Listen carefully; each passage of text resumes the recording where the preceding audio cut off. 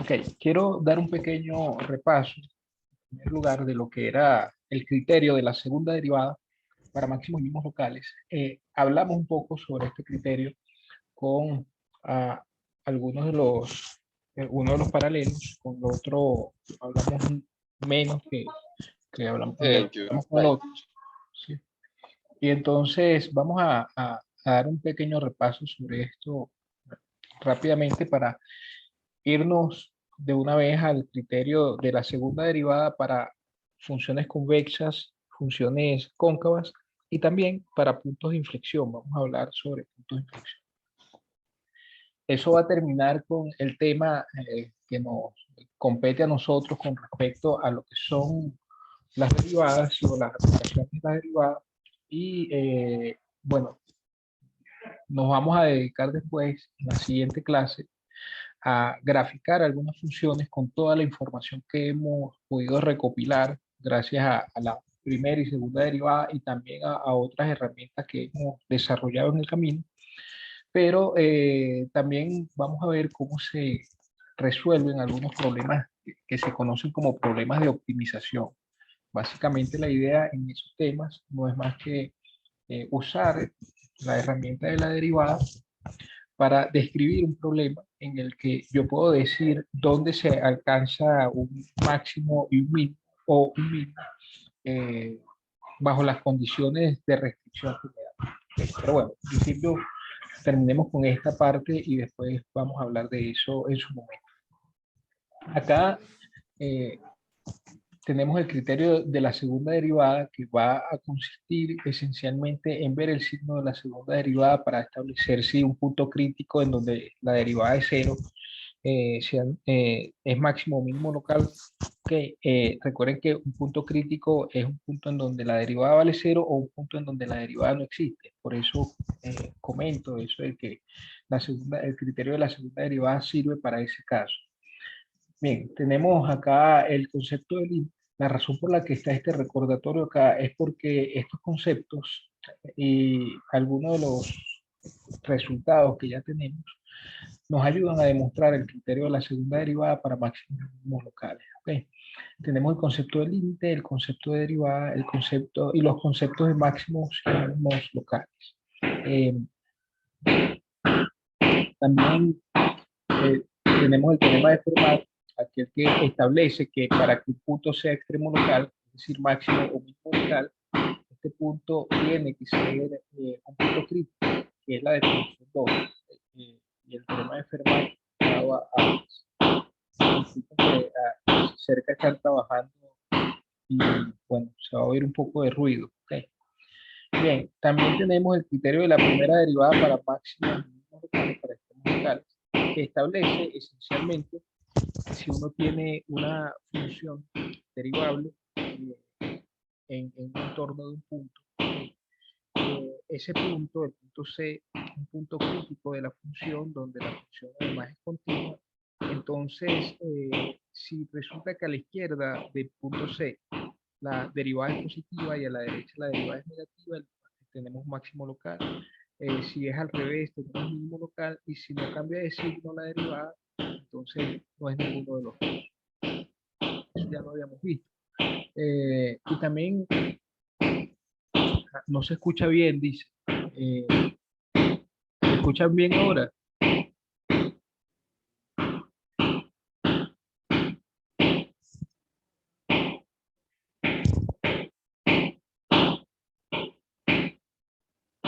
Se escucha borroso. Déjame. Ya, es por el ruido, debe ser, sí. Ahora, ¿me escuchan bien?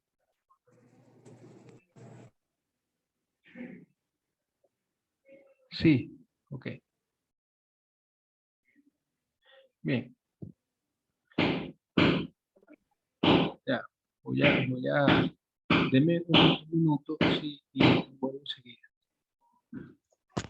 Bien, ok, entonces vamos a continuar. Decía que teníamos todos estos conceptos y resultados en el recordatorio, entre ellos el teorema de Fermat y también el criterio de la primera derivada para extremos locales. Y uno de los teoremas que se usa para demostrar el criterio de la segunda derivada para extremos locales es este teorema 1. Básicamente, bueno, establece que si uno tiene una función derivable en el punto x sub 0 y además digamos, a la derecha, no a la derecha, más bien en un entorno del punto x sub 0, la función va a crecer cuando f' de x sub 0 es positiva. ¿Ok? Lo mismo pasa en el caso en el que f' es negativa, pero en ese caso decrece. ¿Ok? Tengo la demostración de esto que yo había mostrado en la clase, lo pasamos rápidamente también en la clase anterior, pero que no quiero detallar acá, solo dejar en claro que eso es así. ¿Ok?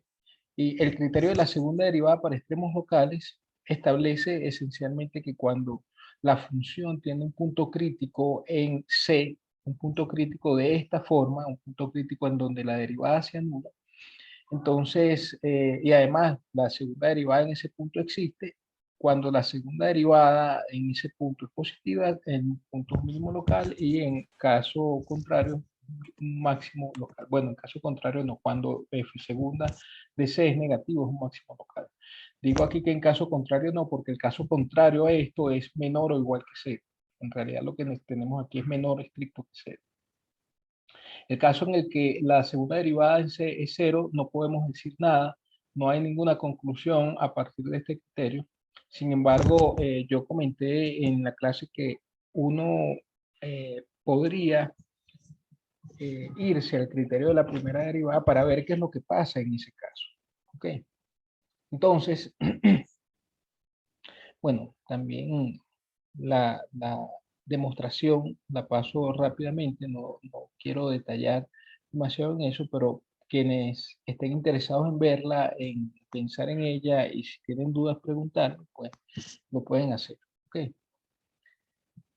Vimos este ejemplo, el ejemplo en el que teníamos x cuadrado, calculamos, según este criterio, lo que hay que hacer acá es calcular los puntos críticos, aquellos puntos en donde la derivada sean los puntos críticos de ese tipo, y ver que f segunda en ese punto crítico exista, ¿no? Cuando eso ocurre, calculamos o vemos el signo de ese número y concluimos. ¿Ok? Entonces, esencialmente los pasos para aplicar este criterio son calcular los puntos en donde la derivada se anula, ver si en esos puntos la derivada segunda existe y ver el signo de esa derivada segunda en el punto, en los puntos críticos. ¿Ok? De acuerdo a lo que tengamos allí, vamos a concluir. En este caso, procedemos de esa manera. Calculamos los extremos locales así, usando los puntos críticos en donde la derivada se anula. ¿Sí?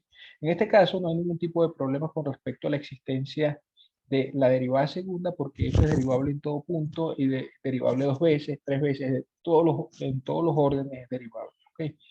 La derivada primera es 2x y esa se anula solo en x igual a 0. Es decir, el punto crítico, único punto crítico de esta función es c igual a 0. Y además, cuando calculamos la derivada segunda, esto es siempre positivo, la derivada segunda de esta función. Con lo cual vamos a tener que el punto crítico que habíamos calculado antes necesariamente es un punto donde la función f alcanza un mínimo local, según el criterio de la segunda derivada para extremos locales. Tenemos un mínimo local en ese punto y eso nosotros lo hemos visto ya, sabemos que es así, esta es la situación de la función x cuadrado, donde alcanza un mínimo local en el punto 0, en el origen. También vimos este otro ejemplo en el que teníamos e a la menos x cuadrado. Allí calculamos los extremos locales siguiendo el mismo procedimiento. Vimos que la función es derivable, ¿sí? Derivable dos veces, que es lo que necesito. Esta función también es derivable todas las veces que yo quiera, pero en realidad basta con que sea derivable dos veces. Calculamos la derivada de esto. La derivada de esto no es más que la derivada de esta derivada no es más que, algo así, e a la menos x cuadrado prima, no es más que e a la menos x cuadrado multiplicado por la derivada interna. Esto es menos 2x, de manera que va a ser menos 2x por e a la menos x cuadrado. Es decir, esto que está acá. ¿Ok? Es usar la regla de la cadena para obtener esa derivada. Después vemos dónde esa derivada se anula. El único punto en donde esta derivada se anula es cuando x vale 0, porque no hay ningún punto en donde la exponencial se anula. Entonces, ustedes saben que un producto se anula cuando alguno de sus factores se anula. La única posibilidad de que este producto se anule es que el factor x, que está acá, se anule. Entonces, allí es donde conseguimos el punto crítico. El punto c igual a 0 es el único punto crítico de esta función.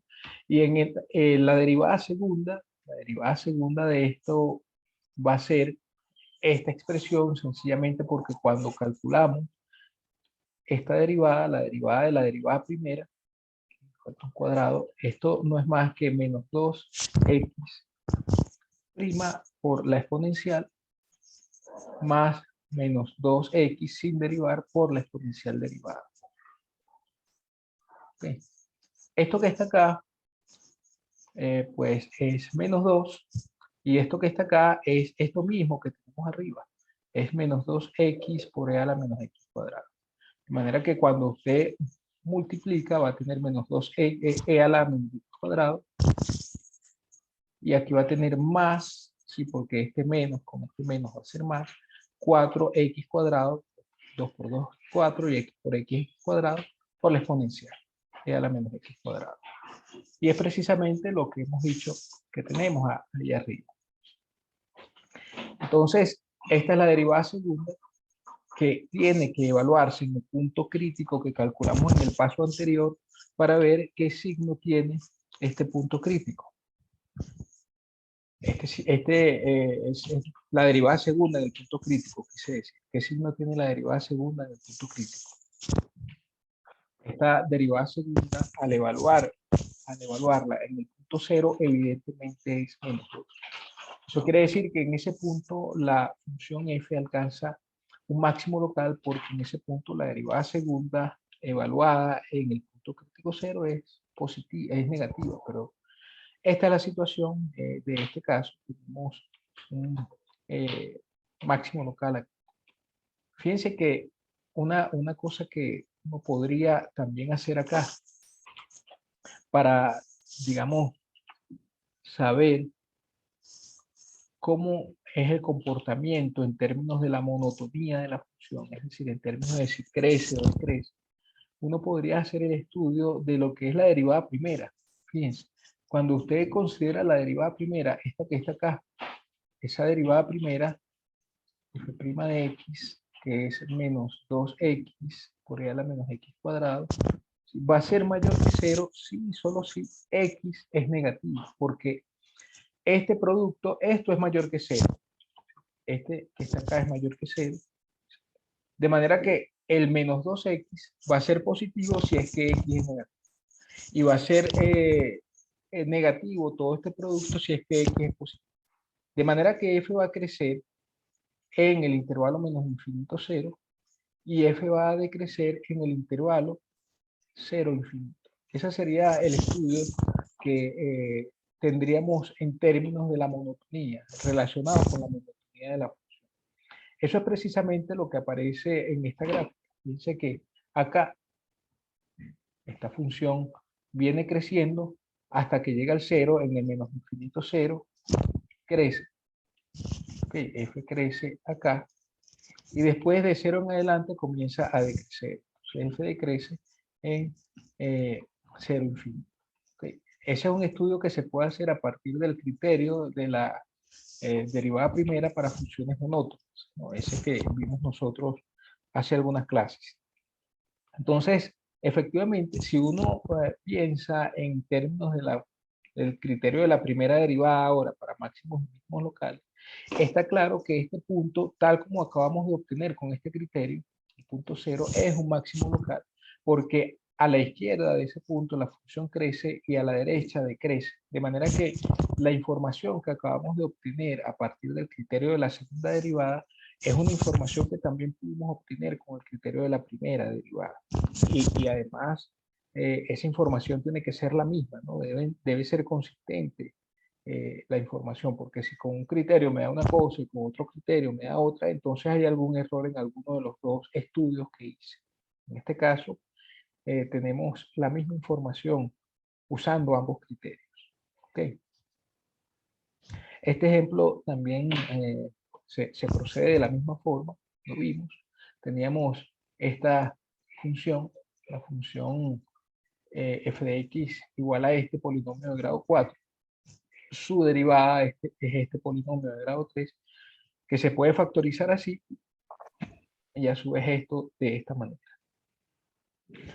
Eso quiere decir, al hacer esta factorización, lo que tenemos es que los puntos críticos son estos tres, porque los puntos críticos, en este caso, los que nos interesan son aquellos en donde la derivada se anula, son precisamente cuando se anula este factor, es decir, cuando x vale 0, cuando se anula este otro factor, cuando se anula ese factor, eso es lo mismo que decir que x vale 2, ¿sí? Que sería este punto.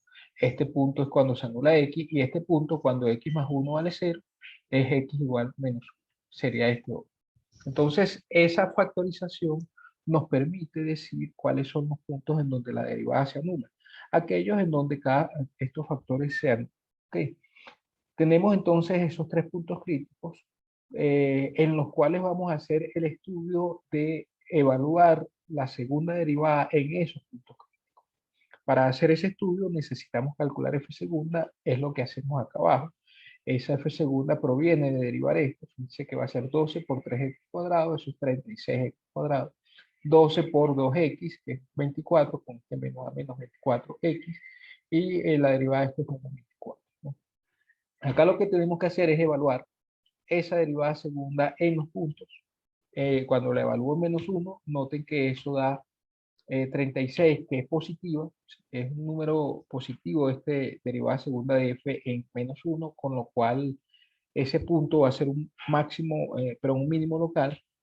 La derivada segunda en C sub 2, en C sub 2 igual a 0, es negativo, con lo cual ese punto va a ser un máximo local.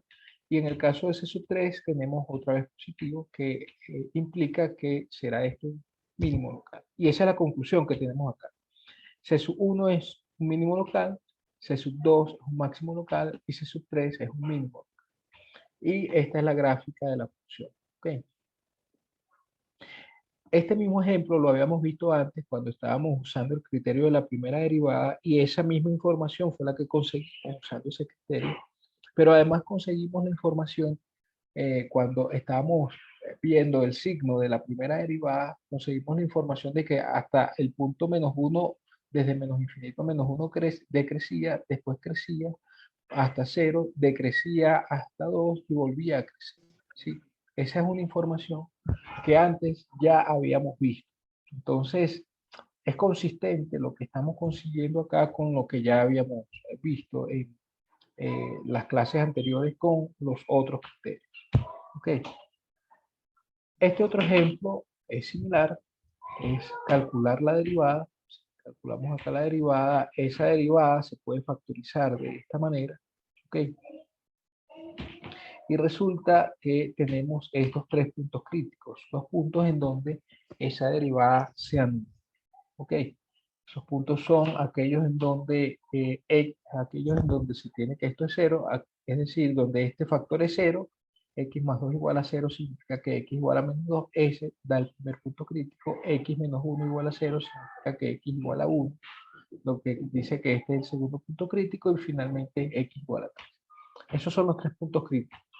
Calculamos, el siguiente paso es la segunda derivada. Calcular la segunda derivada que se obtiene a partir de esto que está acá. La derivada de 4x a la 4 es 16x a la 3, ese es este primer término. La de menos 12x a la 3 sería 36x a la 2, bueno, con un negativo, menos 36x a la 2, y así sucesivamente. Tenemos esta derivada. El siguiente paso es evaluar esa derivada segunda que acabamos de obtener en los puntos críticos calculados en el paso anterior. Eso nos da en el primer punto crítico f segunda en menos 2, un número negativo, porque va a ser este valor menos 144 más 48 más 44. Evidentemente eso es negativo. Realmente no nos importa cuál es el valor exacto de esta suma o esta resta, como quieran ver, sino que nos importa cuál es el signo resultante, si positivo o negativo. ¿Ok? En el caso de C sub 2, cuando consideramos el punto crítico 1, C sub 2 igual a 1, obtenemos que F segunda en ese punto crítico es 0. Y en el caso de C sub 3, obtenemos que F segunda en C sub 3, en 3, es 82, que es negativo. ¿Ok? Con lo cual tenemos que el primer punto, este punto, C sub 1, por ser negativa la derivada segunda evaluada en ese punto, se tiene que ese punto es un máximo local de F. Por ser 0, la derivada segunda en C sub 2, no podemos concluir nada con respecto a C sub 2 usando ese criterio. Y por ser C sub 3, la derivada segunda de C sub 3 es positiva, entonces el punto C sub 3 es un mínimo local. Eso es lo que habíamos tenido acá, esto era positivo. Entonces esa es la conclusión y esta es la situación que tenemos acá. En el caso de C sub 2, vimos que no podemos concluir nada con este criterio, pero cuando lo estudiamos usando el criterio de la primera derivada, sí que pudimos concluir que ese punto no era ninguno de los dos, no era ni máximo ni mínimo local. ¿Okay? Básicamente, la razón es porque cuando uno hace el estudio del signo de la derivada, acá a la izquierda de menos 2, la función crece, la derivada va a ser positiva y crece, después va a ser negativa y negativa acá va a decrecer en ese intervalo y después va a crecer. Entonces nosotros vimos, usando el criterio de la primera derivada con este ejemplo, que esta función viene decreciendo desde aquí, desde este punto hasta este otro, y de ahí en adelante sigue decreciendo hasta llegar a este punto que está acá abajo. Y después comienza a subir. Okay. Entonces, ese criterio de la primera derivada sí que nos dio la información acerca de lo que pasaba con el punto C sub 2, con el punto C sub 2 igual a 1, que en ese caso la información, la conclusión que obtuvimos fue que el punto C sub 2 no era ni un máximo ni un mínimo local. Okay. Ya vamos a ver que se trata de un punto de inflexión, pero bueno, dejémoslo así. Vimos también, observamos también que para usar el criterio de la segunda derivada resulta muchas veces más conveniente que usar el criterio de la primera, pero no siempre se puede hacer uso de ella. ¿Okay? Pero cada vez que puedan usarlo, úsenlo. Eso fue lo que yo sugerí. ¿Okay? Pero no se acostumbren a usarlo siempre y exclusivamente ese, porque algunas veces no se puede usar y algunas veces no nos da información de lo que yo estoy estudiando, no me dice nada, con lo cual el trabajo que yo puedo hacer en función de usar el criterio de la segunda derivada puede ser en vano. Okay, puede ser que no me dé ninguna información. En este caso vimos el ejemplo también de esta función. Esta es su derivada y ella se anula cuando tenemos x igual a pi tercios o x igual a 5 pi tercios. Esos ejemplos ya lo habíamos visto, ¿no? Esto dentro del intervalo 0,2 pi, por supuesto, porque ella también se anula, coseno de x va a ser igual a un medio, o lo que es lo mismo, f' de x igual a 0, cuando x tiene otros valores, solo que esos otros valores están fuera del intervalo 0,2 pi. Esos valores no me interesan, ¿ok? Porque estoy estudiando a f en el intervalo 0,2 pi solamente. Ahora, cuando calculamos la segunda derivada de f, resulta que eso es 2x, porque aquí lo que hay que hacer es derivar esto que está acá, el 1 menos 2 coseno de x, eso da 2 seno de x, perdón. Ese 2 seno de x, al evaluarse en el punto, en el primer punto crítico, en este punto, resulta que es positivo, es raíz de 3, y al evaluarse en el segundo punto crítico es negativo. Eso nos permite concluir que en el primer punto crítico, en el punto C sub 1 igual pi tercios, la función f alcanza un mínimo local, y en el segundo punto crítico, en C sub 2 igual a 5 pi tercios, f alcanza un máximo local en el intervalo 0,2. También habíamos visto cómo era esta función, ¿no? Entonces, esto lo estoy haciendo más o menos rápido porque esto ya lo vimos. Quiero pasar al otro criterio y a los puntos de inflexión. Solo estoy haciendo un pequeño repaso de lo que hemos visto. También notamos que el criterio de la segunda derivada se puede usar únicamente cuando consideramos puntos críticos en donde f' de c es igual a 0. Recuerden que hay dos tipos de puntos críticos, aquellos en donde f' de c vale 0 y aquellos en donde f' de c no existe. El criterio de la segunda derivada se usa solamente para este tipo de puntos críticos. ¿Okay? Además, f segunda en c también tiene que existir. Deben ocurrir esas dos condiciones, porque si no, no podemos hacer nada. ¿Okay? No podemos usar ese criterio. Pero sí podemos usar el criterio de la primera derivada. Vimos este ejemplo también en el que tenemos la derivada de f, f es x a la 4 tercios. Esa derivada es 4 tercios de x a la 1 tercio. Esta función tiene un único punto crítico, ¿sí? Que es cuando x vale 0. Esta f' vale 0 solo cuando x vale 0. Pero resulta que cuando calculo la derivada segunda de esta función, esta derivada segunda no está definida en el punto crítico que acabamos de calcular. Porque esta derivada segunda, fíjense que no es más que 4 novenos de 1 sobre x a la 2 tercios. ¿Okay? El hecho de que este x esté en el denominador hace que esta función no esté definida en el punto 0, en el origen, pero ese punto es nuestro punto crítico. Entonces, nosotros, lo que estoy tratando de comentar o de hacer notar en la observación 2 es que las dos condiciones que yo debo tener para poder usar el criterio de la segunda derivada son, primero, que f' de c vale 0, eso es cierto en este caso. Segundo, que esta existe, ¿sí? Pero esto no es cierto en este caso. Esto no vale en este caso porque en el punto crítico que acabamos de calcular, la función derivada segunda no existe. Existen todos los demás puntos, pero en ese punto no. Entonces, ¿qué significa esto? Que no podemos usar el criterio de la segunda derivada en este caso. Simplemente porque el criterio de la segunda derivada es un criterio en el que uno lo que hace es estudiar el signo de f segunda de c. Pero como f segunda de c no existe, yo no puedo hacer nada para poder usar el criterio de la segunda derivada. Lo que sí puedo hacer es usar el criterio de la primera derivada, ¿ok? Porque en el criterio de la primera derivada, si ustedes recuerdan, lo que teníamos era básicamente dos condiciones también. El punto C es punto crítico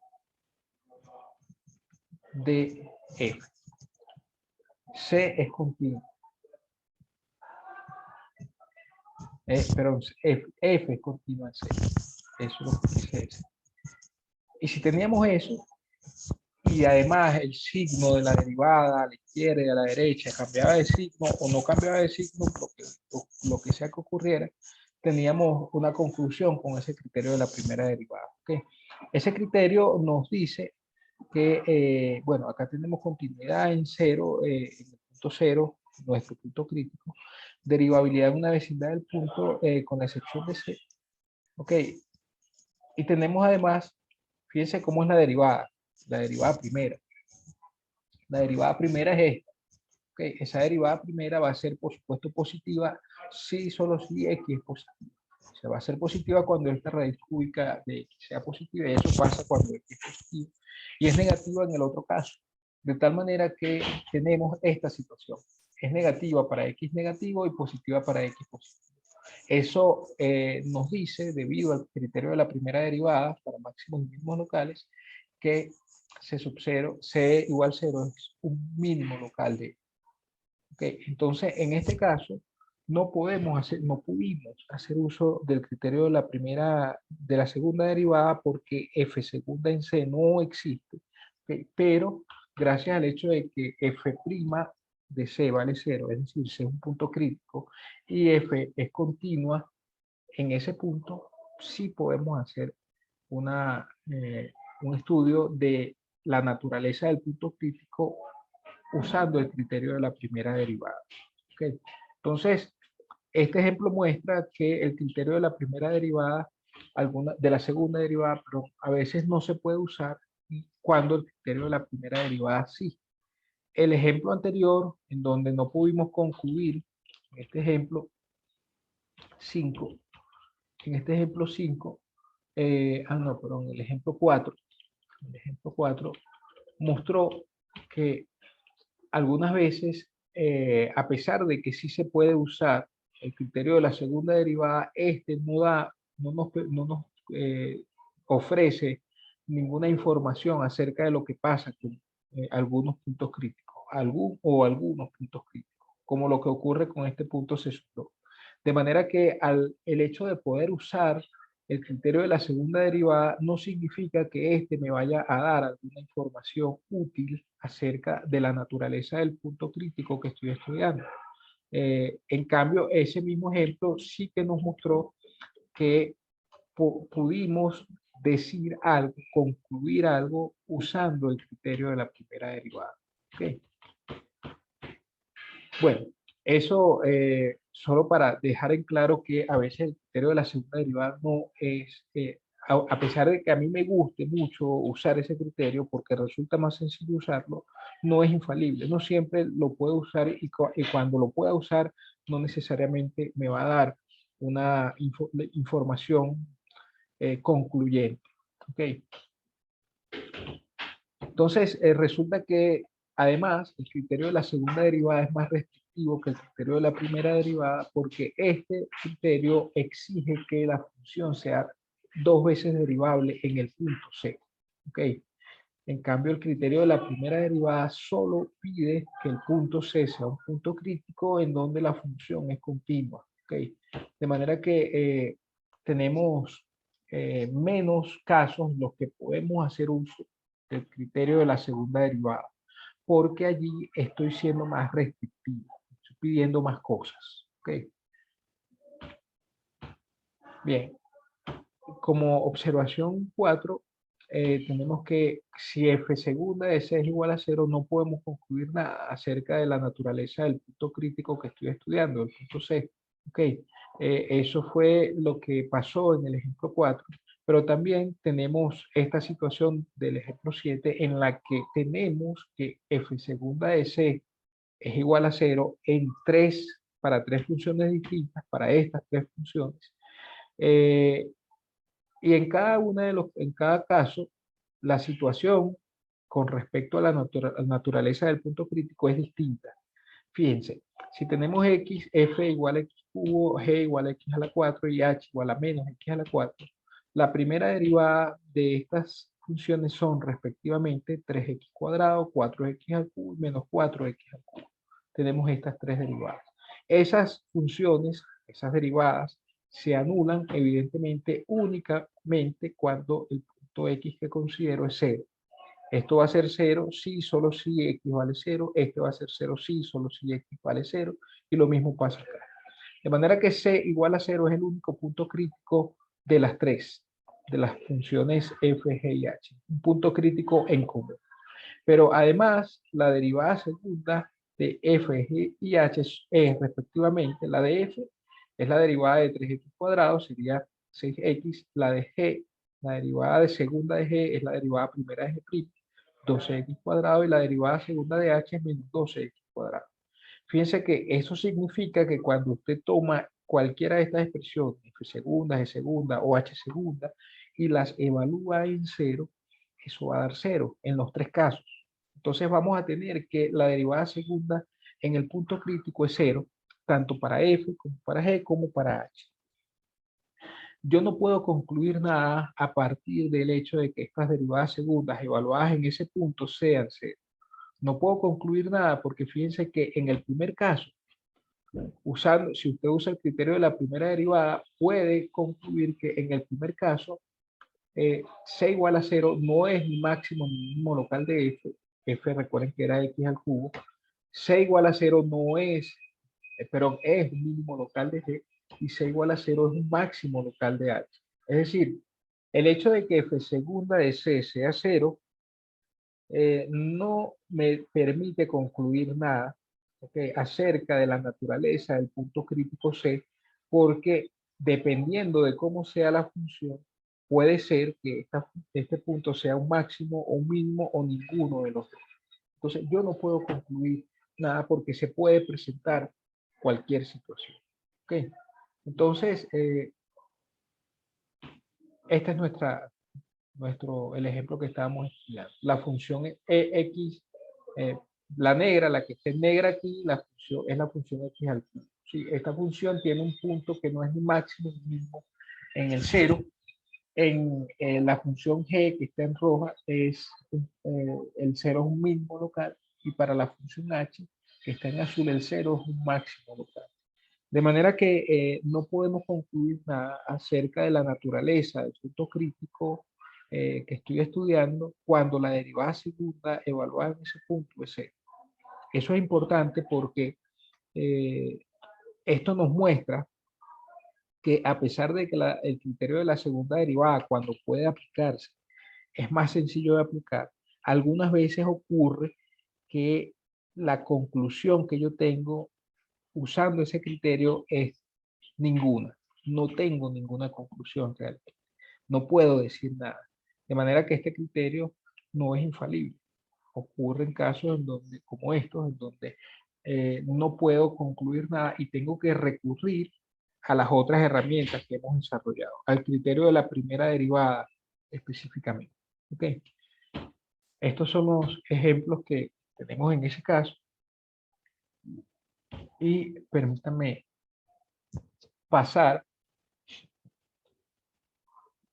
a lo que ocurre con respecto a la concavidad y convexidad de una función, si la derivada segunda de la función es positiva o es negativa. Lo que vamos a ver es el comportamiento de la función, de una función dada, cuando el signo de la segunda derivada es de algún tipo. ¿Tienen alguna duda antes de pasar a esta parte del criterio de la segunda derivada para funciones convexas y cóncavas?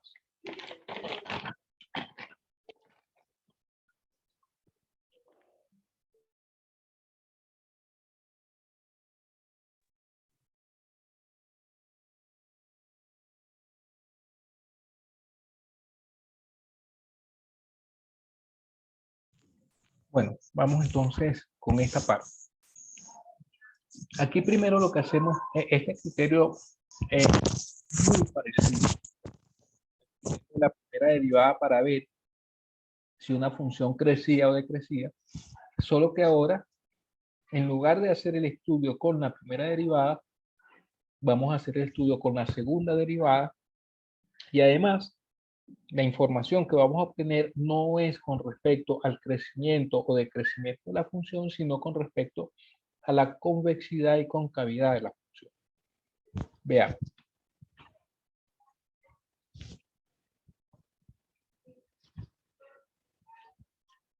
Primero vamos a definir lo que son las funciones convexas y cóncavas. Vamos a mostrar esa demostración, yo la voy a pasar rápidamente, pero va a quedar allí por si a alguno de ustedes les interesa. El criterio que después vamos a usar para decidir si una función es convexa o es cóncava. Los requisitos son los mismos que antes, ¿okay? Pero además necesitamos saber qué son las funciones monótonas. Todas estas cosas creo que las conocemos. Tenemos la definición de derivabilidad, la definición, las reglas de derivación, ¿okay? Incluyendo la regla de la cadena, el teorema del valor medio y el tema de factorización de polinomios cuadráticos, ¿no? Esto yo lo comenté en alguno de los paralelos. Básicamente, lo que me interesa acerca de esta factorización es que cualquier polinomio cuadrático de esta forma, ax cuadrado más bx más c, con a, b y c números reales y a distinto de 0, siempre se puede factorizar así. Siempre se va a factorizar como a por x menos x1 por x menos x2. ¿Okay? Este x1 y x2 representan las raíces del polinomio p. Esas raíces se calculan, como ustedes bien saben, por medio de la fórmula de la resolvente, esto que he llamado fórmula 6, y además esas esas raíces, en caso de que lo que esté adentro de lo que está dentro de la raíz, este discriminante, que así se le llama, b cuadrado menos ac, sea negativo, entonces las raíces están en los complejos. Por eso digo acá, además, 6 es válido incluso en el caso en que las raíces de P sean complejas. También se va a cumplir lo mismo, ¿ok?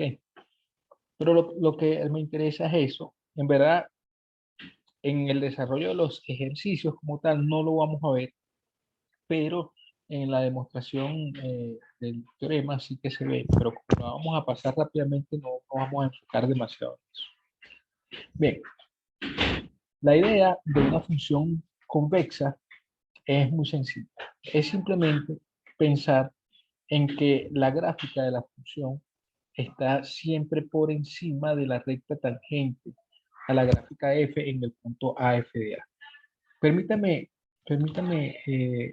usar GeoGebra en este caso, solo para mostrar este ejemplo, ¿sí? Y que se entienda qué es lo que estamos haciendo acá. Yo voy a considerar cualquier punto A, F de A, okay, y voy a tomar acá la recta tangente. Creo que esto tiene las herramientas para dibujar tangentes. ¿Cómo es que se llama? ¿Cómo se dice esto? Tangente. Tangente punto función. Punto A función. Fíjense lo que pasa, ¿no? Lo que está pasando acá es lo siguiente. Una función va a ser convexa cuando ocurre esto que pasa. Déjenme, voy a quitar las etiquetas para que no molesten eh, esas letras que están allí necesariamente. Déjenme la pongo en azul. Va a poner en rojo. Y la recta tangente, la recta tangente podemos ponerla, por ejemplo, en este color o en este otro. Fíjense, la idea es la siguiente. La idea es que cuando uno considera, ¿verdad?, cualquier recta tangente a la curva, voy a darle play acá, la recta tangente siempre está por debajo de la gráfica de f, o lo que es lo mismo, la gráfica de f siempre está por encima de la recta tangente. ¿Sí? Eso es lo que pasa para una función convexa. Eso es lo que quise ilustrar aquí. Que no importa qué recta usted considere que sea tangente a la gráfica de f en un punto AF de A, esa recta tangente siempre va a ser una recta que está por debajo de la gráfica de f. ¿Okay? En cambio, si cuando uno tiene, que es lo contrario, cuando uno tiene lo contrario,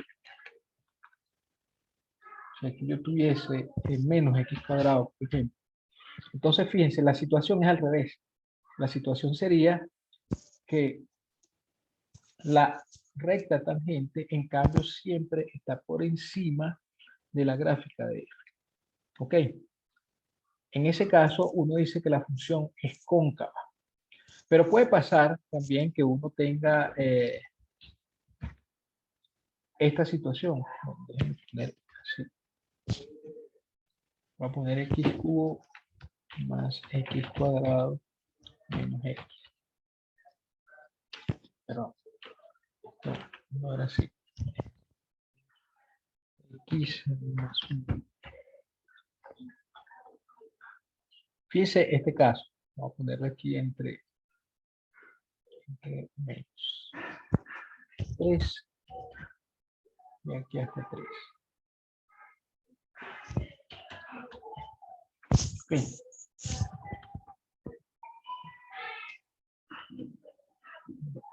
Quiere cambiar.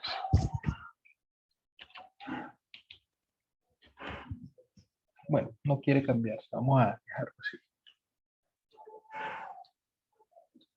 Miren lo que pasa aquí. Resulta que para esta función hay una parte en donde la gráfica está por debajo de la recta tangente pero hay otra parte en donde está por encima, que es esta que está acá. ¿Sí se dan cuenta? Entonces resulta que dependiendo de dónde estoy, la recta tangente por acá va a estar por debajo de esta parte de la gráfica, de esta parte que está desde un cierto punto en adelante, ¿okay? Y después va a estar por encima, ¿okay? Entonces lo que va a resultar es que la derivada segunda nos va a decir en qué sitios es que pasa esto, ¿okay? Pero bueno, en principio vamos a definir lo que es una función convexa. Una función definida en intervalo i, que donde ella es derivable, se dice que es convexa en ese intervalo si dado cualquier valor dentro del intervalo, cualquier a en el intervalo, la gráfica de f o el gráfico de f en ese intervalo está por encima de la recta tangente a f en este punto. Es decir, fíjense ustedes que la convexidad, tal como la estamos definiendo, todavía queda un poco oscura esta definición, ya la vamos a aclarar, pero tal como la estamos definiendo, lo que nos indica es que es un concepto que se define en toda una localidad, en todo un intervalo. No se define únicamente en un punto, no, sino en todo un intervalo. Okay. Uno dice que ella es convexa en ese intervalo, cuando resulta que si considero cualquier punto sobre ese intervalo, la recta tangente a la curva está por debajo de la gráfica de f, o lo que es lo mismo, la gráfica de f está por debajo, por encima de la recta tangente a la curva en ese punto, en cualquier punto dentro del intervalo. ¿Okay? Formalmente, fíjense que cuando uno quiere calcular, imagínense que uno quisiera calcular la recta tangente a la curva f, a la gráfica de f en el punto a, f de a. Nosotros sabemos, gracias a la ecuación punto pendiente, que esa recta tangente tiene esta forma. ¿Ok? Y cuando usted despeja y, eso resulta en esto otro que está acá. ¿Ok? Esta es la ecuación punto pendiente. De aquí que los puntos, las coordenadas y de la recta tangente a la curva, los puntos que están sobre estas rectas, tienen coordenada y igual a esto que está acá. F de A más F' de A por X menos A. La coordenada Y de la función F tiene que ser más grande que la coordenada Y de la recta tangente, porque la gráfica de F tiene que estar por encima de la recta tangente. Eso lo que quiere decir es que la coordenada Y va a ser más grande, la coordenada Y de la gráfica de F va a ser más grande o igual a la coordenada Y de la gráfica de la recta tangente. ¿Ok? Entonces, formalmente definimos a una función convexa en un intervalo i como una función derivable en ese intervalo en donde se tiene esta desigualdad para cualquier punto dentro del intervalo, salvo por el punto A.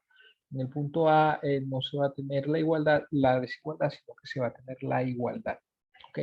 Entonces, una función se dice que es convexa en un intervalo i si satisface esta desigualdad para todos los puntos dentro de ese intervalo, salvo por el punto A. ¿Okay? Entonces, esta sería nuestra recta tangente que tiene por ecuación, esto que está acá es lo que está aquí en el recuadro, la parte de arriba, y esta que está punteada es la gráfica de la función f, y decir que esa gráfica es más grande, está por encima de la recta tangente, es lo mismo que decir que se cumple esta desigualdad. ¿Okay? Decir que es cóncava, en cambio, es decir que la gráfica está por debajo. Y decir que la gráfica está por debajo es lo mismo que decir que se cumple esta desigualdad, pero al revés. ¿Ok? Esa es la definición que se tiene acá. Es la definición básicamente la misma de antes, solo que con la otra desigualdad. ¿Ok? Bien, el criterio de la segunda derivada, si no vamos a hacer ejemplos de esto, solo quiero irme directamente al criterio de la segunda derivada, que es lo que nos interesa en esta presentación. El criterio de la segunda derivada para funciones convexas y cóncavas, lo que nos dice es que si yo tengo que la segunda derivada en un intervalo i, la función primero tiene que ser estar definida en el intervalo y dos veces derivable en ese intervalo para poder hablar de su segunda derivada en ese intervalo. ¿Okay? Tiene que ser dos veces derivable. cuando la función está definida en intervalo y es dos veces derivable aquí, entonces el signo de su segunda derivada nos va a decir si es convexa o es cóncava. Si la segunda derivada de la función es convexa, perdón, es positiva para todo x en el intervalo y, la función va a ser convexa. ¿Sí? Si la segunda derivada es negativa, va a ser cóncava. Por cierto que eso, aunque eso lo digo después, lo que nosotros aquí estamos llamando convexa es lo mismo que otros autores llaman cóncavas hacia arriba. Y lo que llamamos cóncavas es lo que otros autores llaman cóncavas hacia abajo. ¿Okay? La razón de eso es que cuando uno tiene una función que es convexa, esto que está acá, la función lo que hace es abrir hacia arriba. Cuando tiene una función que es cóncava, ella abre hacia abajo. De manera que tiene sentido llamarle a las funciones convexas cóncavas hacia arriba y a las otras cóncavas hacia abajo, porque precisamente lo que ocurre es que las primeras abren hacia arriba y las segundas abren hacia abajo. ¿Okay? Entonces, algunas veces también vamos a decir, en lugar de convexa, vamos a decir cóncava hacia arriba. En lugar de cóncava, vamos a decir cóncava hacia abajo. La demostración es esta, me la voy a saltar. ¿Sí? Es esta la demostración, se lleva casi 2 láminas, pero no voy a detallar ese asunto. ¿Okay? Lo que sí voy a decir es lo que acabo de comentar hace un momento, que algunos autores llaman a las funciones convexas cóncavas hacia arriba y a las cóncavas hacia abajo. Y la razón de eso es precisamente lo que comenté, que las convexas son funciones que abren hacia arriba, cuyas gráficas abren hacia arriba, y las cóncavas son funciones cuyas gráficas abren hacia abajo. ¿Okay? Ejemplos de uso del criterio de la segunda derivada para funciones convexas y cóncavas. Son los ejemplos que ya hemos visto, solo que ahora lo que vamos a hacer es el estudio de la segunda derivada. ¿Ok? Fíjense, en este caso tenemos x cuadrado. El criterio de la segunda derivada, me voy a ir otra vez acá, básicamente lo que nos dice es estudie el signo de f segunda de x. Y ya. Cuando tenga que f segunda de x es positiva, va a tener que la función abre hacia arriba, y cuando tenga que f segunda de x es negativa, la función va a abrir hacia abajo. Eso es todo lo que nos dice este criterio. ¿Okay? Es todo lo que debemos hacer. Calcular f segunda, ver el signo y se acabó. Entonces, en este ejemplo, calculamos eso precisamente. Primero calculamos f' y de allí calculamos f segunda. F segunda en este caso es 2, que es siempre positiva, por lo que el criterio de la segunda derivada para funciones convexas y cóncavas nos dice que esta función siempre es convexa, siempre abre hacia arriba. ¿Okay? Y es precisamente lo que tenemos acá. Más, si nos vamos a lo de GeoGebra que teníamos acá, teníamos, fíjense, aquí si ponemos x cuadrado,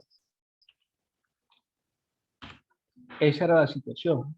La gráfica de f siempre iba a estar por encima de la recta tangente a la curva en cualquier punto, porque resulta que en este caso la función f es convexa, o lo que es lo mismo, cóncava hacia arriba, en todo el intervalo, en toda la recta real. Esto sí. Esa es la situación que tenemos en ese caso. ¿Sí? En este otro ejemplo, que también habíamos estudiado en las láminas anteriores, en la presentación anterior, procedemos de la misma manera. Tenemos la función, calculamos su derivada, ya dijimos antes cómo se calculaba esta derivada usando la regla de la cadena. Calculamos después su segunda derivada usando la regla del producto y llegamos a que esa segunda derivada se calcula así. Es igual a 2 por e a la menos x cuadrado por 2x cuadrado menos 1. Este 2x cuadrado menos 1 se puede pensar como una diferencia de cuadrados, ¿okay? Porque esto no es más que raíz de 2 por x al cuadrado menos 1 al cuadrado. Esta parte que está acá es esto. ¿Okay? Y cuando usted quiere factorizar, si usted llama esto a al cuadrado menos b al cuadrado, eso se factoriza como a más b por a menos b. O al revés, a menos b por a más b, usted quiera. ¿Okay? Y eso es precisamente esto que tenemos acá.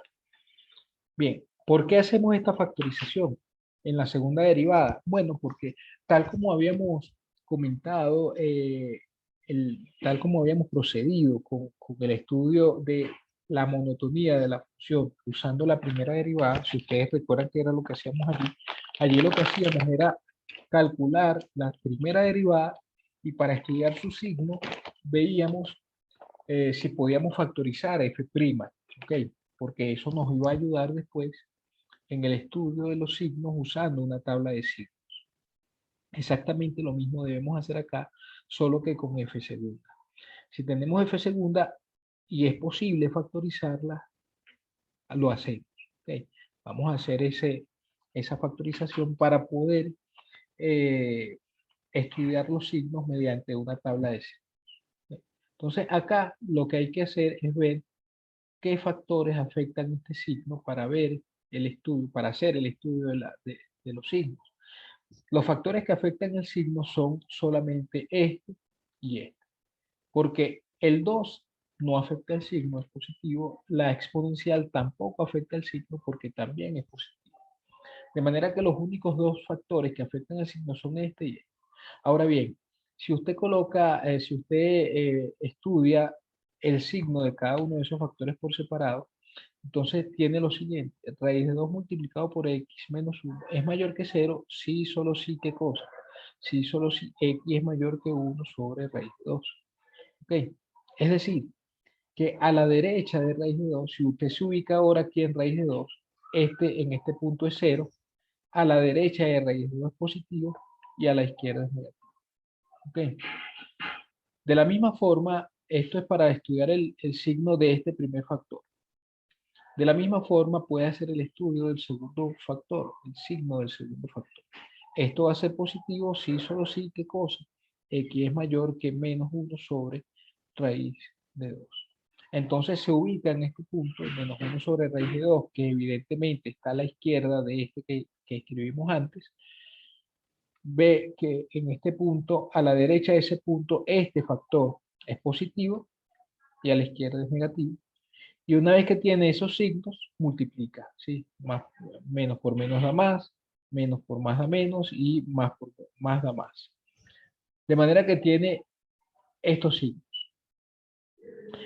El hecho de que esta segunda derivada sea positiva en ese intervalo, lo que significa, según el criterio de la segunda derivada para funciones convexas y cóncavas, es que la función abre hacia arriba.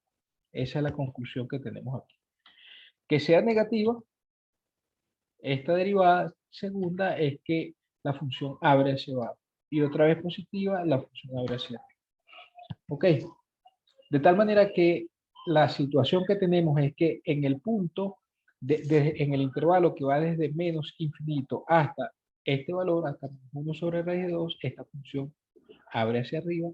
En el intervalo que va desde menos 1 sobre raíz de 2 hasta 1 sobre raíz de 2, la función abre hacia abajo. Y finalmente, de ahí en adelante, abre hacia arriba. ¿Ok? Esa es la conclusión que tenemos. Abre hacia arriba en la unión de este intervalo, de menos infinito hasta menos 1 sobre raíz de 2, con el intervalo 1 sobre raíz de 2 hasta infinito, esta parte que está acá, de aquí para acá y de aquí para acá, abre hacia arriba y entre ellos dos abre hacia abajo. ¿Ok? Es cóncava hacia abajo. Bien. Esta es la situación que tenemos. De hecho, vamos a hacer este dibujo acá para que vean. Vamos a tener E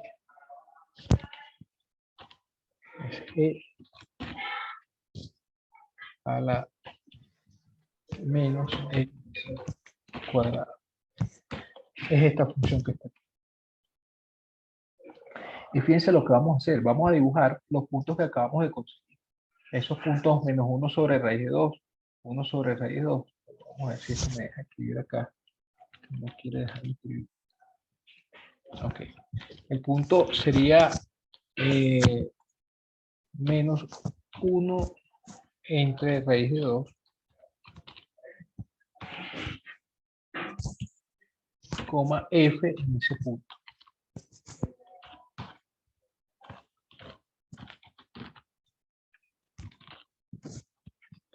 es este punto que está acá, ¿sí? Y ese mismo punto, pero en el otro lado. Vamos a duplicar entrada y aquí le ponemos, quitamos el mail y le quitamos este mail. Ok, tenemos esos puntos. Entonces, bueno, vamos a poner este en un color negro y el otro, quitamos la etiqueta y este también en negro. Bien, noten lo que va a pasar con esta recta tangente. Recuerden que la recta tangente es esta fucsia, ¿no? Miren cómo está por debajo de la gráfica, pero en este punto cambia y comienza a estar por encima. Y después, en ese otro punto, comienza nuevamente a estar por debajo, ¿sí? Esa es la situación que tenemos acá. ¿Se dan cuenta? Efectivamente hay abertura hacia arriba, se abre hacia arriba en el intervalo que llega hasta el punto. eh, déjeme hacer un poquito más acá. Vamos a poner el punto.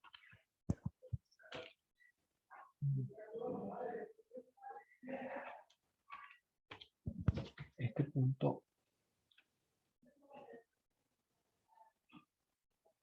Este otro. Entonces,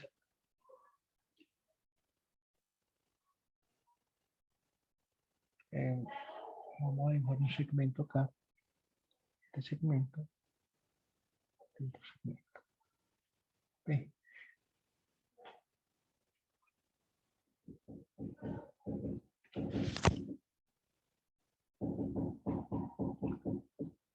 Quito las etiquetas y vamos a ver.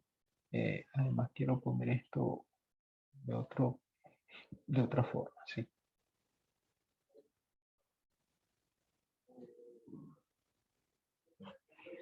Ahora sí vamos a irnos acá a la animación. Hasta este punto, hasta allí, ya dejó de estar por debajo a estar por encima, ¿no? Y otra vez hace lo mismo.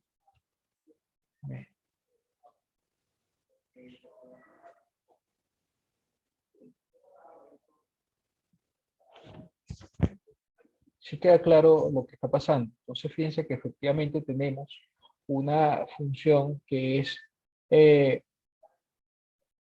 cóncava hacia arriba. En estos dos fue el internet por un momento.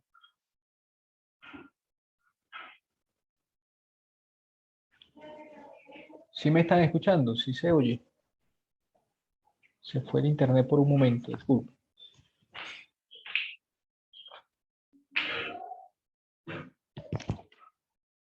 Bueno, entonces tenemos, ¿cómo era? Vamos a hacerlo esto. Estábamos acá. Okay, esta era nuestra situación, nuestro ejemplo. En este otro ejemplo tenemos algo similar. La idea es la misma, estudiar el signo de la segunda derivada, para lo cual calculamos f' primero, ¿sí? Este f', calculamos f segunda y factorizamos, ¿sí? Fíjense que aquí es donde uso esta factorización, la que dije que cualquier polinomio se puede factorizar de esta manera. Factorizamos esto así, donde tenemos x1 es esta raíz y x2 es esta otra raíz. Esta es la factorización que teníamos acá, ¿okay? Esta factorización, donde x1 se calcula así y x2 se calcula de esa otra manera. Bien, vamos a ese ejemplo en el que estábamos. Aquí tenemos entonces esta factorización, estos son nuestros puntos x1, x2, ¿ok? Y cuando nosotros estudiamos el signo de f segunda, nos concentramos únicamente en este factor y en este otro factor, ¿ok? De manera que lo que queremos hacer es ver cuándo x menos x1 es positivo. Es positivo si solo si x es mayor que x. De manera que me ubico aquí en X1. Por cierto, hay que notar, es bastante claro, me parece a mí, que si usted compara X1 y X2, es claro que X1 es más pequeño que X2. ¿Ok? De manera que cuando va a ubicar X1 y X2 en la recta real, pone X1 primero y X2 después, porque X2 es más grande. ¿Ok? Entonces, al ubicar X1, digamos que lo ubicamos aquí, en este punto, esta expresión es 0, ¿sí? A la derecha es positiva porque esto dice a la derecha de x1, cuando x es más grande que x1, es decir, cuando está a su derecha, tenemos x menos x1 positivo y a su izquierda negativo. De la misma forma, hacemos el estudio de x menos x2 mayor que 0. Este va a ser positivo si solo si x es mayor que x2. Entonces me ubico aquí en x2, que coloco a la derecha de x1 porque es más grande que x1. Aquí veo que a su derecha x menos x2 es positivo y a su izquierda es negativo. Y después me toca simplemente multiplicar los signos. Multiplicar los signos, pues menos por menos da más, menos por menos da más por menos da menos, más por más da más. De manera que tenemos una situación similar a la anterior. En el intervalo que va desde menos infinito hasta x1, la función crece, pero crece no abre hacia arriba. Entre x1 y x2 abre hacia abajo y entre x2 en adelante, de x2 en adelante abre hacia arriba, ¿sí? Entonces, cóncava hacia arriba en la unión de menos infinito hasta x1 con x2 infinito y cóncava hacia abajo en x1, x2, en ese intervalo. Esta es la situación de ese ejemplo, ¿sí? Aquí tenemos, fíjense que este es el punto x1. En el intervalo que va desde menos infinito hasta ese punto, ella abre hacia arriba, después abre hacia abajo entre x1 y x2 y sigue de ahí en adelante, pero abriendo hacia arriba. ¿Ok? Esa es eh, la situación de esta función. Si queda claro lo que estamos haciendo o hay algo que ustedes necesiten, alguno de ustedes necesite aclarar.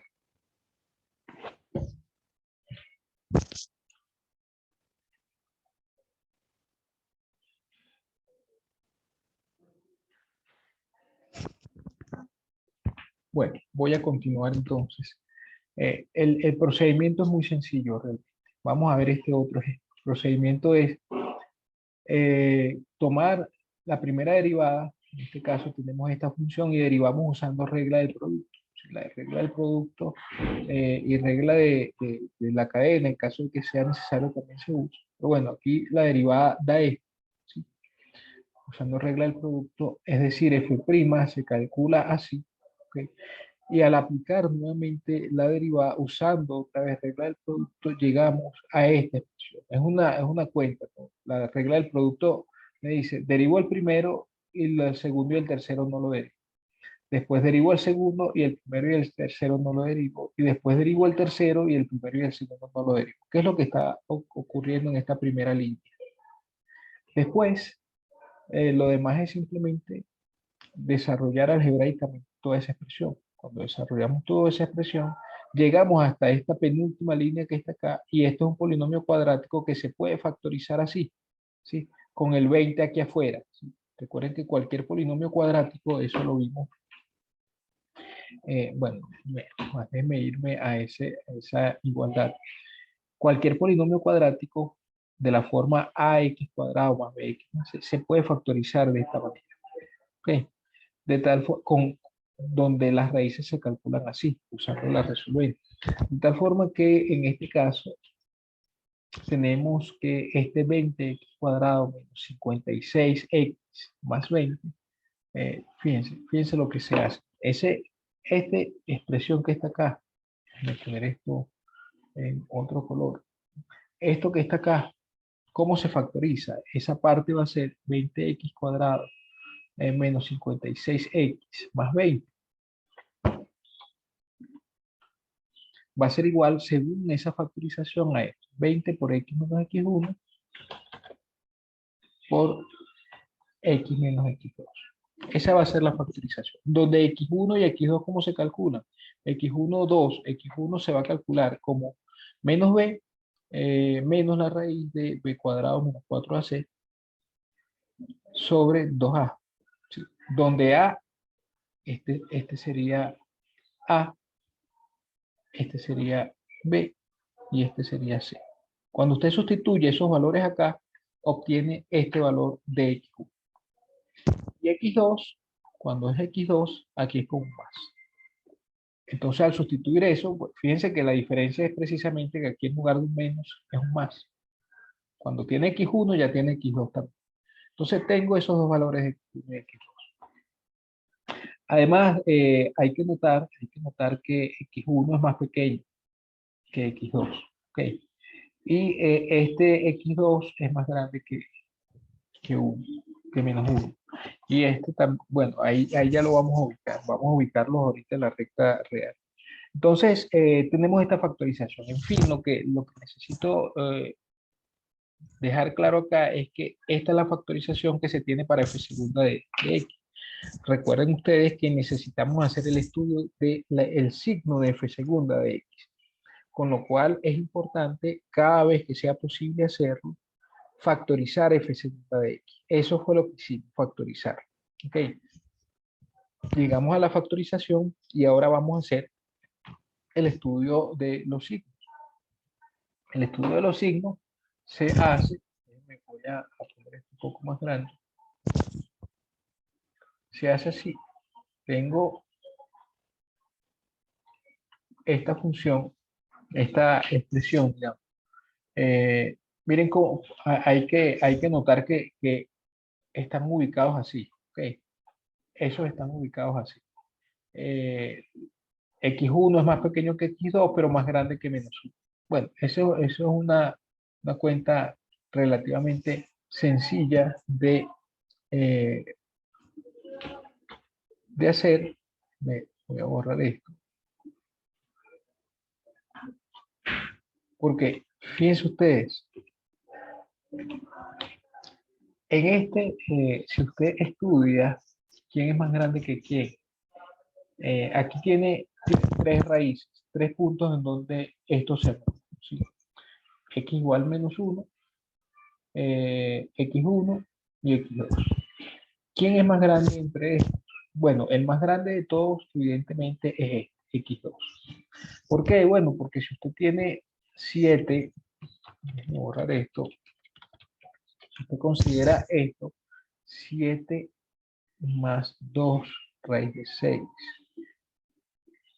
sobre 5, evidente eso es 7 quintos, evidentemente es 7 quintos más 2 raíz de 6 sobre 5. ¿Sí? Esto es evidentemente más grande. Este es más grande que este, porque aquí estoy sumando y aquí estoy restando. ¿Sí? Entonces tenemos que este es más grande que X. Bueno, este X2, esto es X2, es más grande que X. ¿Okay? Eso por un lado. Por otro lado, si usted compara este con el -1 y el otro, bueno, este X2 va a ser más grande que -1. Y eso también es fácil de ver. Bueno, usted chequee que eso es así. Voy a dejar eso como ejercicio. Hay una pregunta que me hacen por acá. ¿Cuál es la diferencia entre derivadas e integrales? Bueno,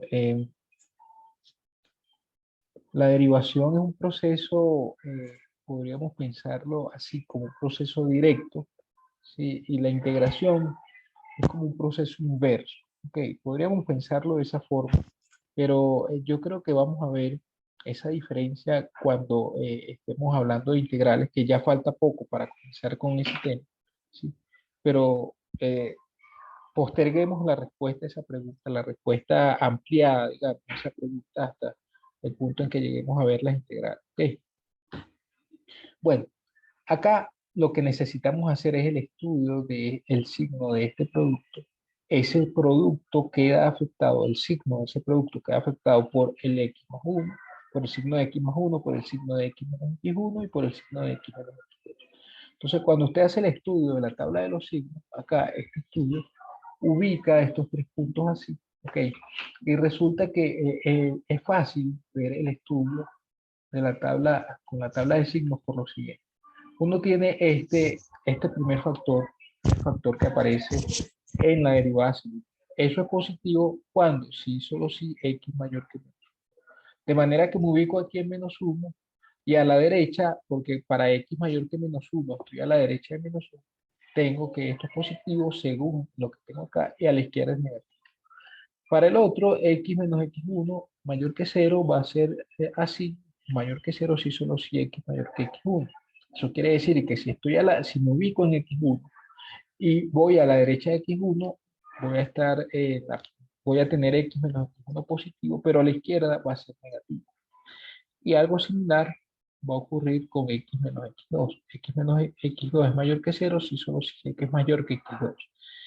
Me ubico en X2, que es el más grande de los tres, a su derecha va a ser positivo y a la izquierda va a ser negativo.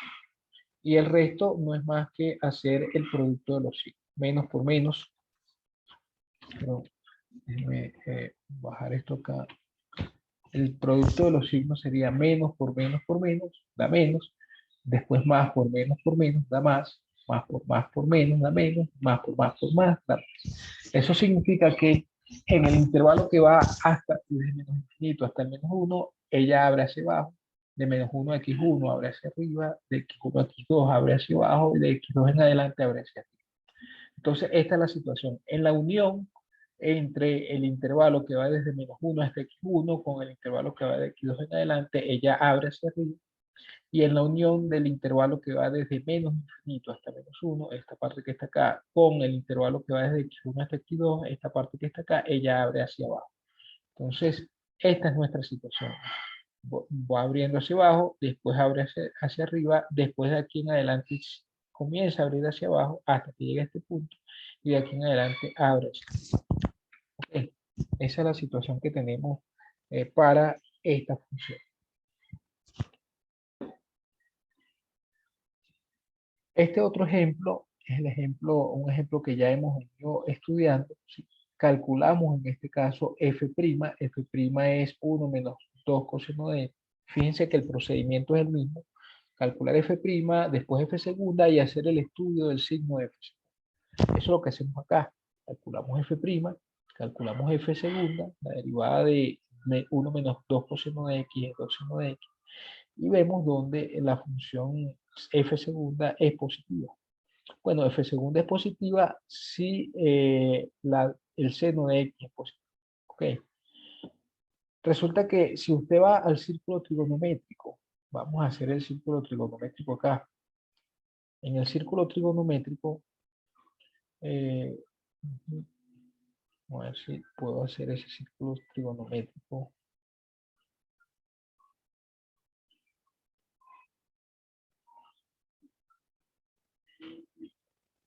Déjeme irme mejor aquí a GeoGebra. GeoGebra puedo hacer un mejor trabajo, creo yo. X cuadrado más y cuadrado igual. Esta es el círculo trigonométrico. ¿Sí? Y vamos a dibujar un ángulo. Aquí se dibuja un ángulo. Se dibuja un ángulo acá. Ángulo.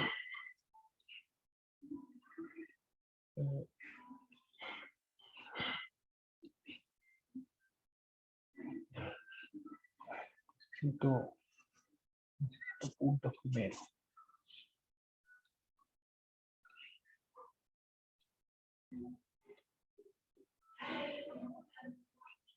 Bien.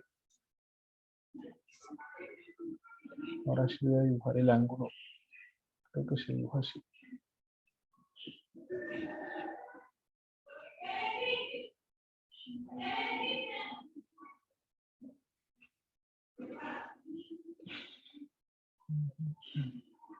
Este es mi ángulo.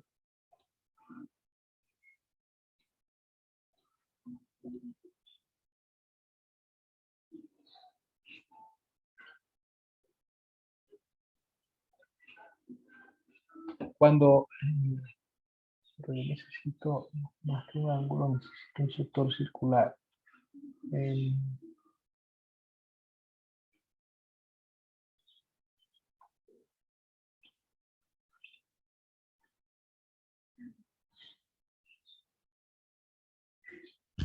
Ya, déjenme un momento. Esto es lo que necesito. Pero así.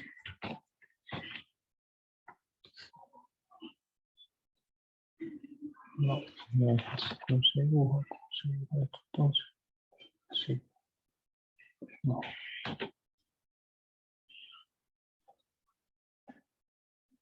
Así. Esto es lo que necesito. Bien, entonces acá voy a comenzar a dibujar con esto. Recuerden que cuando en el círculo trigonométrico, cuando tengo este punto de la forma XY, ¿sí? Esto es radio, este radio es 1, este Y corresponde a, si este es el ángulo θ, este es X corresponde a coseno de θ y Y corresponde a seno de θ. ¿Okay? Entonces, yo estoy buscando estudiar en el intervalo 0,2pi, donde el seno de θ es positivo. ¿Sí? El seno de θ corresponde a la coordenada Y, ¿verdad? Entonces, ¿dónde se tiene en estos cuadrantes que Y es positivo? Bueno, se tiene cuando estoy en el primer cuadrante y cuando estoy en el segundo cuadrante. Es decir, cuando el ángulo va desde 0 hasta pi. En realidad, sin incluir el 0 y sin incluir el pi. Entre 0 y pi sin incluirlo. Es decir, cuando θ está entre 0 y pi, cuando el y es positivo, es decir, cuando el seno es positivo, es precisamente cuando estoy en primer y segundo cuadrante.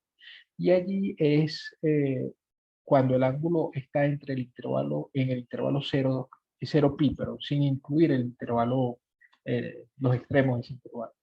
De la misma manera, pues va a ser negativo, el y va a ser negativo, ¿sí? Cuando estoy en el tercer cuadrante y en el cuarto cuadrante. Y eso va a ocurrir cuando el θ está en el intervalo que va desde pi hasta 2pi. De tal manera que seno de θ va a ser positivo si y solo si el θ está en este intervalo. ¿Sí? Y en la otra parte, en pi 2pi, va a ser negativo. Entonces, todo este estudio para decir que acá, en el intervalo que está entre 0 y pi, la función f segunda va a ser positiva y en la otra parte va a ser negativa. De manera que la función f va a crecer, pero va a abrir hacia arriba en el intervalo que va de 0 a pi y va a abrir hacia abajo en el intervalo que va de 0 de pi hasta 2pi. Es decir, crece en este intervalo, crece no, pero abre hacia arriba y de aquí para acá abre hacia abajo. ¿Ok? Eso es lo que está pasando con este ejemplo. ¿Está claro lo que estamos haciendo?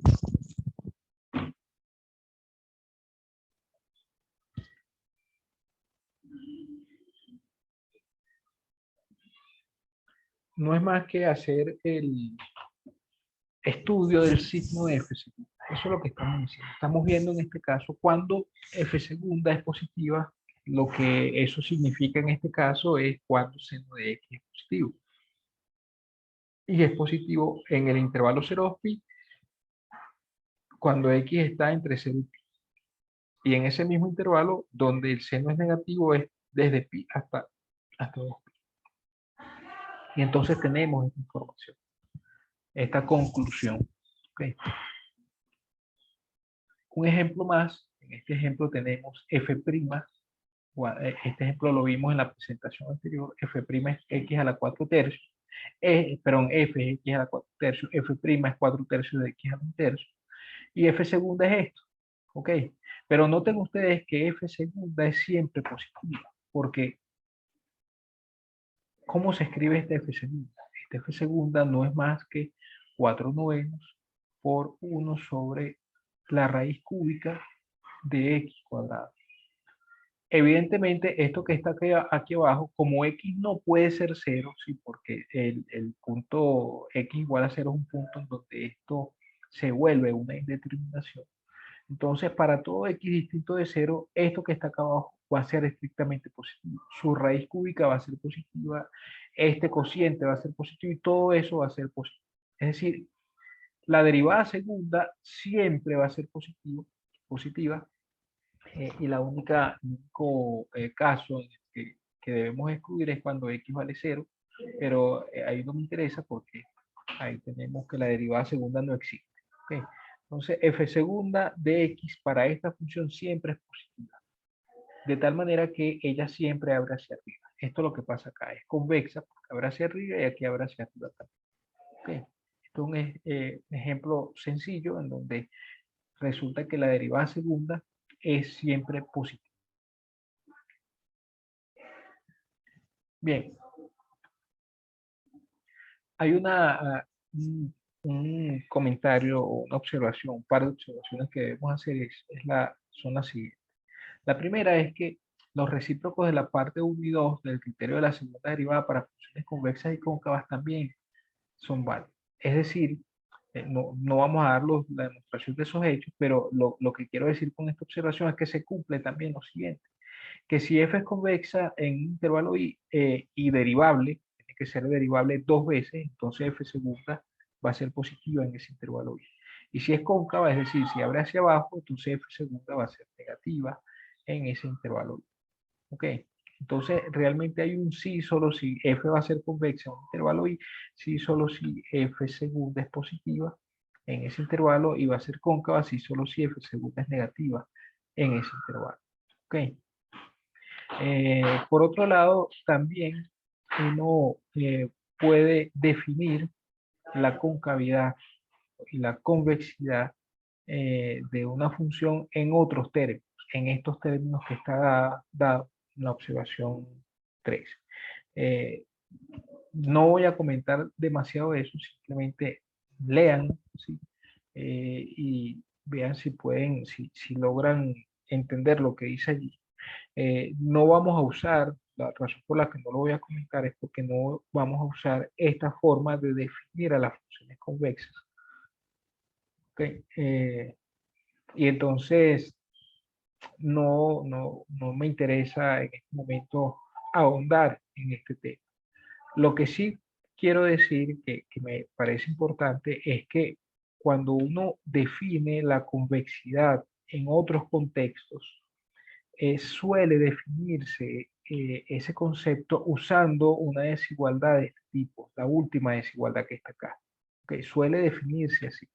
De manera que si usted después quiere ver la definición de lo que es una función convexa en otros contextos, funciones de varias variables, funciones funcionales lineales y otro tipo de cosas, entonces resulta que esto es la desigualdad que va a aparecer en esos otros contextos. ¿Ok? Bueno, no comento más, solo que se puede definir también en términos de esta otra desigualdad. Yo pido en estos ejercicios usar el criterio de la segunda derivada para funciones convexas y cóncavas con el fin de estudiar si la función es convexa o es cóncava y dónde es cada cosa, dónde es convexa, dónde es cóncava. ¿Okay? Acá también pedimos lo mismo.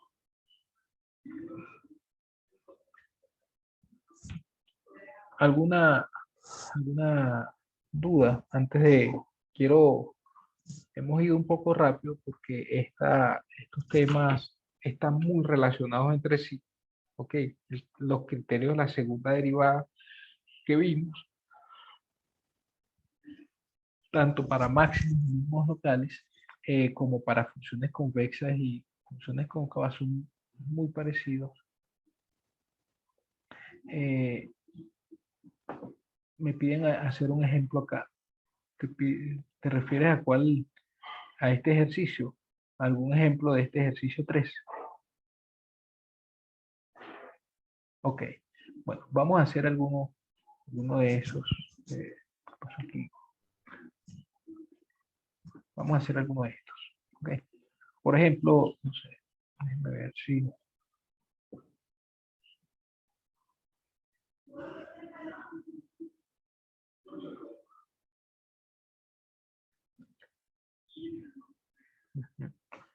No sé, vamos a hacer este H.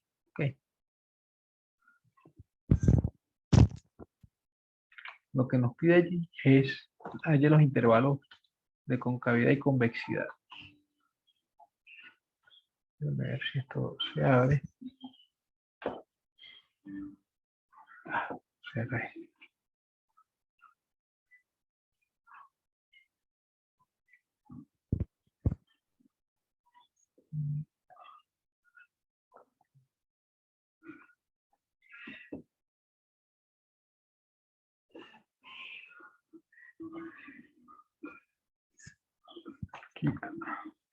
hallar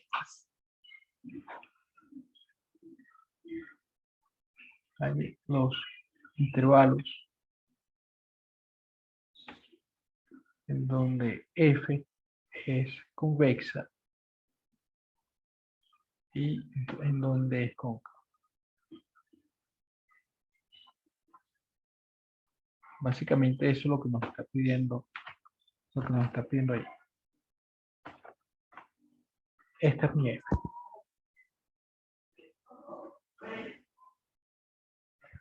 Bien, acá lo que hay que hacer es simplemente el estudio del signo de la segunda derivada. Debemos estudiar el signo de F segunda. Para lo cual hay que calcular F segunda. Entonces, en primer lugar,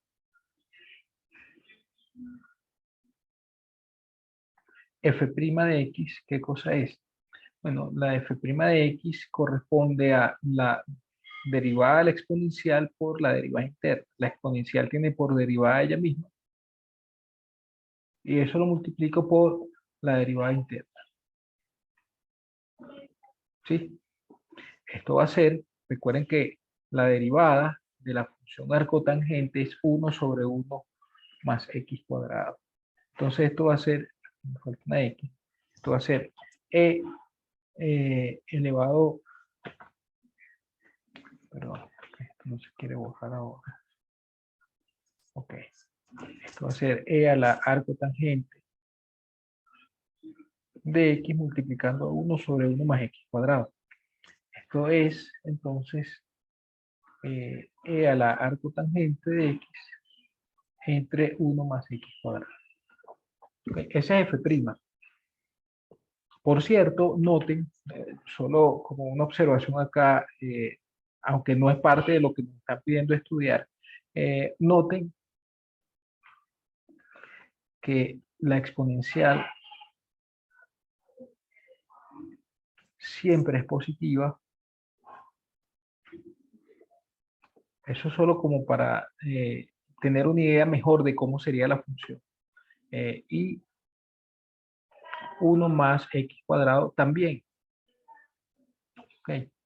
Por lo que esta expresión, por lo que f' de x siempre es positivo. Okay. ¿Eso qué quiere decir? ¿Por qué comento esto? Había dicho que aunque no nos están pidiendo estudiar el signo f', sino el signo de f segunda, de esta expresión que tenemos para f', es directo que esta función f' siempre va a ser positiva, porque la exponencial siempre es positiva y 1 más x cuadrado también, de manera que este cociente va a ser positivo. Así, f siempre va a crecer en todo R. ¿Sí? F crece, es estrictamente creciente en todo R. Entonces, ahorita vamos a hacer la gráfica de F en GeoGebra, ¿sí?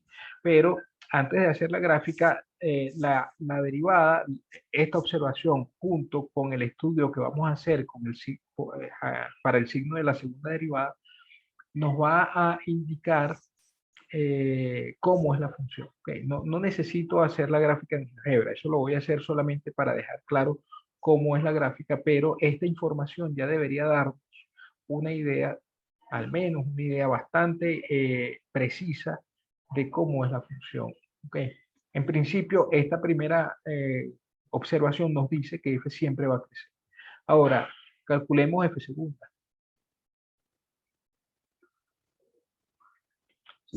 F segunda de x corresponde a derivar f', corresponde a derivar este resultado que obtuvimos para f'. ¿Sí? Entonces, ¿cómo derivamos esto? Bueno, eso lo derivamos usando, por supuesto, la regla del cociente, porque aparece un cociente. La regla del cociente me dice que yo debo derivar el que está arriba por el de abajo sin derivar, menos el que está arriba sin derivar, perdón, así no es, el que está arriba sin derivar, por el de abajo derivado. Y todo eso lo divido entre el de abajo al cuadrado. ¿Ok?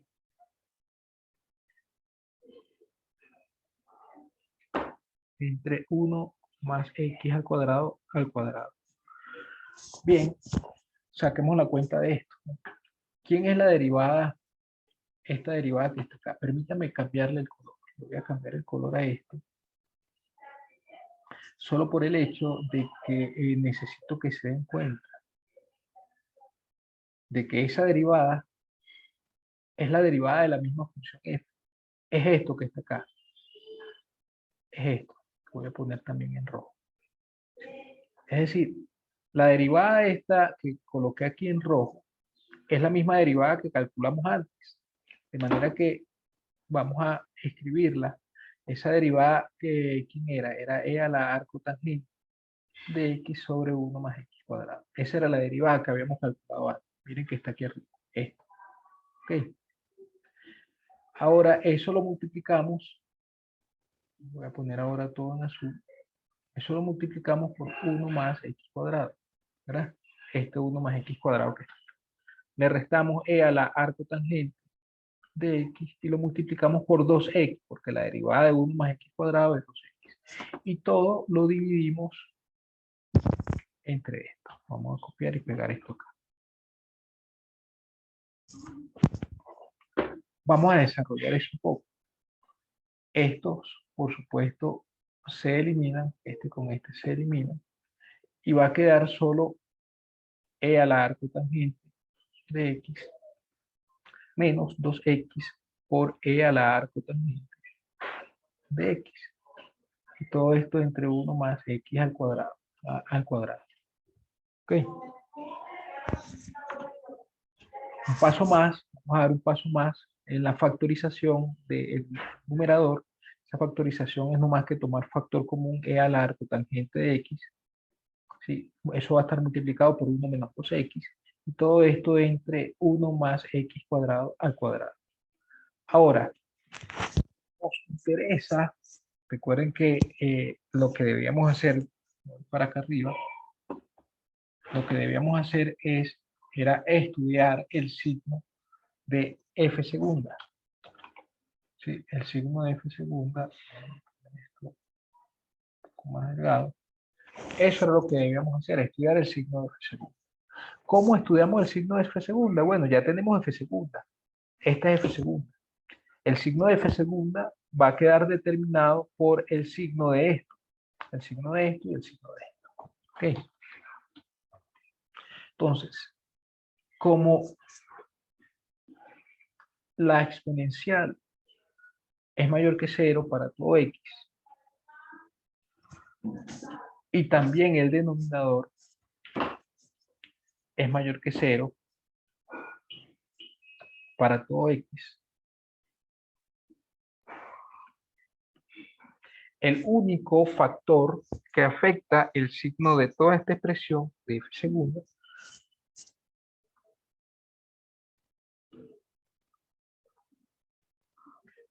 el único factor que afecta el signo de f segunda es 1 menos 2x. Entonces, f segunda va a ser positiva cuando 1 menos 2x sea positivo y va a ser negativo cuando 1 menos 2x sea negativo. De aquí que f segunda de x es mayor que 0, sí, solo si ese factor 1 menos 2x, vamos a ponerlo sin paréntesis, 1 menos 2x es mayor que 0. Y esto es sí, solo si usted resuelve esta ecuación, va a tener 1 mayor que 2 menos 2x y 1 medio mayor que x. Es lo mismo que decir que sí, solo si x es menor que x. Ok, entonces, esa derivada segunda va a ser positiva si solo si x es menor que medio. Por lo tanto,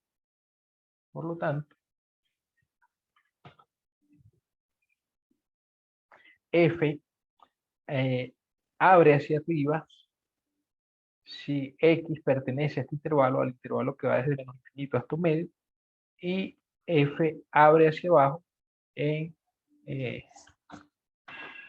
¿sí? X pertenece a la otra parte, medio hasta infinito. ¿Sí? Esta sería la situación que tenemos acá. Esto abre hacia abajo acá y abre hacia arriba en la otra parte. ¿Sí? Con esta información, miren lo que pasa. Vamos a tratar de dibujar aquí a mano alzada la gráfica de esta función. ¿Sí? Y después vamos a hacerlo en GeoGebra para que vean que la información que acabamos de obtener y la información que se obtiene y la información que nos da la gráfica en GeoGebra es esencialmente la misma. Tenemos el punto medio. Vamos a ubicarnos acá. Vamos a decir, bueno, esto vale 1. Por aquí está el 1 también. Ok, por aquí es un medio. ¿Sí? En un medio, la función, digamos, es, ¿cómo es que era la función? La función era E al arcotangente de un medio. ¿Sí? No sé cuánto vale eso exactamente, pero eso es positivo, eso está por acá. ¿Sí?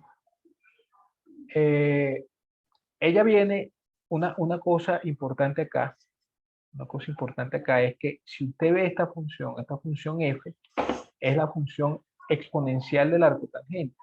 Y eso quiere decir que es una función exponencial. Eso quiere decir que esta función siempre es positiva. De tal manera que la gráfica que yo voy a hacer no va a venir desde aquí abajo, debajo del eje X, no, porque ella nunca corta el eje X. Ok, hay que tener cuidado con eso.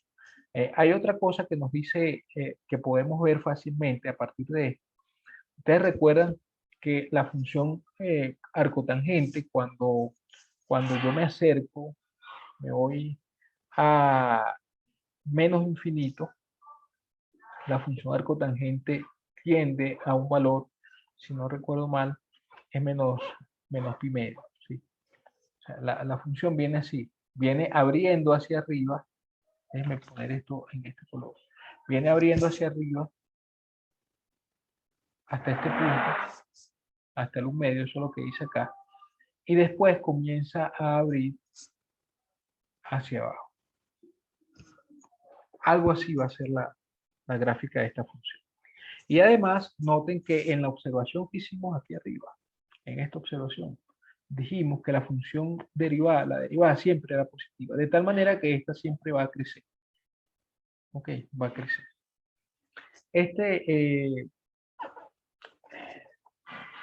Bueno, en realidad aquí quizás un poco distinta la gráfica, es decir, quizás un poquito más grandecita acá, pero en realidad no me importa tanto. Okay.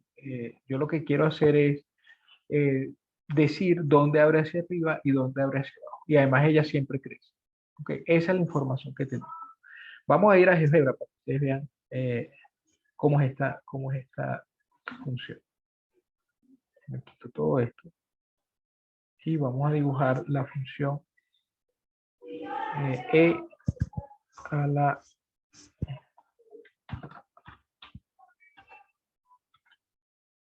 arcotangente de X.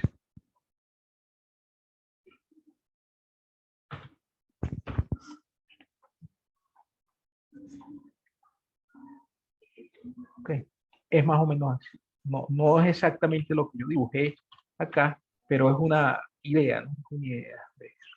Noten que en el punto 1 medio, le pongo punto 1 medio,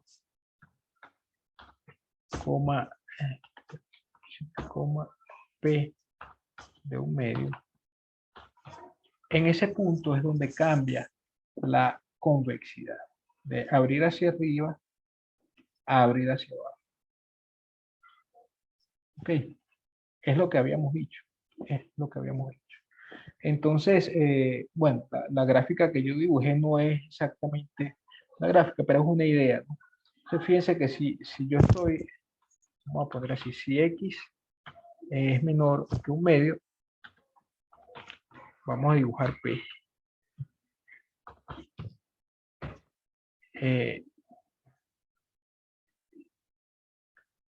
Si X es mayor que 1 medio, dibujamos también P.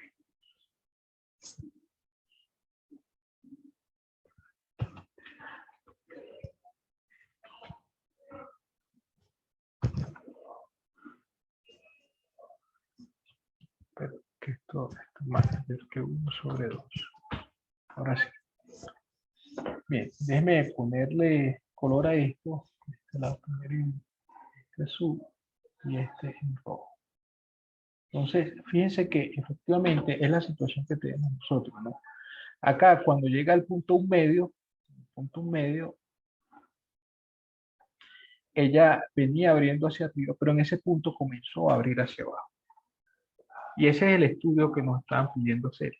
Ese fue el estudio que hicimos. ¿Okay? En realidad, uno podría dar mucho más detalles con respecto a cómo es la gráfica de esta función, pero en este ejemplo era lo único que nos estaban pidiendo. ¿Okay? ¿Queda claro eso?